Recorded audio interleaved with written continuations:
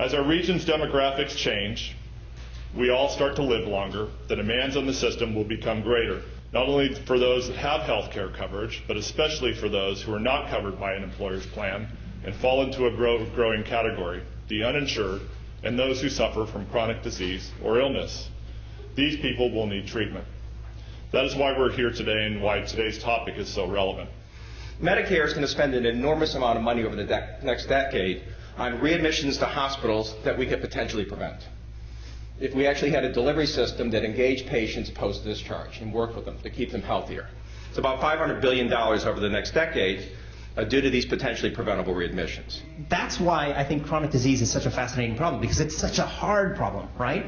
It's so deeply rooted for most people, many people in our healthcare system. It's almost invisible because it's so massive and seemingly insurmountable because it's just there at every turn. But can we actually chip away at it? It's a no-brainer that chronic disease is driving so much of our overall health spending. And it's a no-brainer that we really need to do much more to prevent it, to detect it early, and to treat it. And frankly, it's a no-brainer that we have a lot of tools that will enable us to do that. Incentivize by reducing premium in the health plan. And I know it was mentioned that incentives are effective, but it may be episodic. So we believe motivation has an intrinsic and extrinsic factor.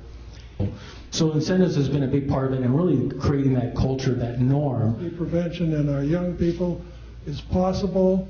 There are examples that our own unit has created of decreasing television, of decreasing weight gain, after school, ethnically oriented dance for adolescent girls, and so on. So let's get back to our grandchildren, our children, and start obesity prevention right at the beginning. Prevention and therapy and treatment is to be able to disseminate the large amount of information that's out there in a sensible manner to the public to really try to help interpret some of that information and work towards that. Dr. Thorpe mentioned we are moving from pilot time to implementation time, and there are a lot of things about the way in which we're implementing specifically the health benefit exchanges that make me very concerned that we're not putting in place the best evidence of what we understand about what works for chronic disease management.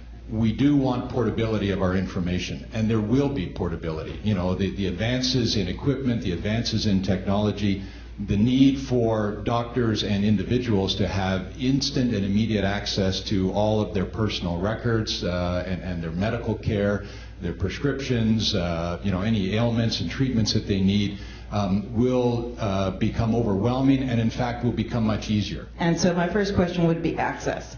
And here in California, it's a good question because about 18% of adults between 18 and 64 don't have any insurance. So our first question is, do you have access?